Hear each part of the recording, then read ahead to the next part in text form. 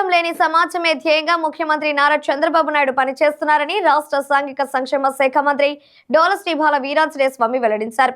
బేస్తవారిపేట మండలం ఓపినేనిపల్లిలో గిద్దలూరు శాసనసభ్యులు ముత్తుముల అశోక్ రెడ్డితో కలిసి మంత్రి సామాజిక భద్రత పెన్షన్లు అందజేశారు. అనంతరం మంత్రి స్వామి మీడియాతో మాట్లాడుతూ ఎన్నో ఆర్థిక ఇబ్బందులు ఉన్నప్పటికీ ఇచ్చిన హామీ మేరకు ముఖ్యమంత్రి పెన్షన్లు పెంచి అందిస్తున్న విషయాన్ని గుర్తు చేశారు. దేశంలోనే పెద్ద మొత్తంలో పెన్షన్లు అందిస్తున్న ఏకైక రాష్ట్రం ఆంధ్రప్రదేశ్ అని అన్నారు. భర్త చనిపోయిన మహిళకు వెంటనే పెన్షన్ అందిస్తున్నట్లు చెప్పారు. దివ్యాంగ విద్యార్థులకు వారి ఖాతాలోనే పెన్షన్ జమ చేస్తున్నట్లు తెలిపారు.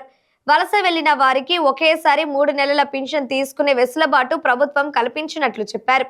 రాష్ట్రంలోని ప్రజలకు సులభంగా ప్రభుత్వ సేవలు అందించేందుకు వాట్సాప్ గవర్నర్స్ తీసుకొచ్చినట్లు మంత్రి స్వామి వివరించారు. ప్రతి నెల 1వ తేదీ మన ప్రభుత్వం పేదల సేవలో ప్రభుత్వ కార్యక్రమం తీసుకోవడం జరుగుతూ ఉంది. ఎన్నికల ముందు ఏదైతే హామీ ఇచ్చామో ఎన్డీఏ ప్రభుత్వం ఆ హామీని నిలబెట్టుకుంది. ముఖ్యమంత్రి చంద్రబాబు నాయుడు గారి సారథ్యంలో తెలుగుదేశం, జనసేన, బీజేపీ పార్టీలో ఇచ్చిన హామీల ప్రకారం ముందుకెళ్తున్నాం. 1వ తేదీన పేదల సేవలో ఈ ప్రభుత్వంలో భాగంగా ఈరోజు మనం గిద్దలూరు నియోజకవర్గంలోని చిన్న ఓపెనపల్లి గ్రామంలో పేదల సేవలో ప్రభుత్వం పెన్షన్ల పంపిణీ కార్యక్రమం రావడం జరిగింది. రాష్ట్రంలో పేదరికం ఉండకూడదు అనేది వారి ఆలోచన, ముఖ్యమంత్రి గారి యొక్క ఆశయం.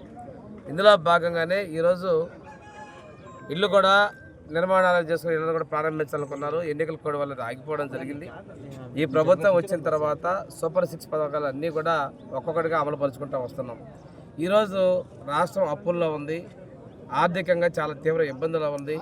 అయినప్పటికీ ఇచ్చినటువంటి మాట ప్రకారం ఈ రాష్ట్రంలో 63 లక్షల మందికి పెన్షన్లు ఇస్తా ఉన్నాం.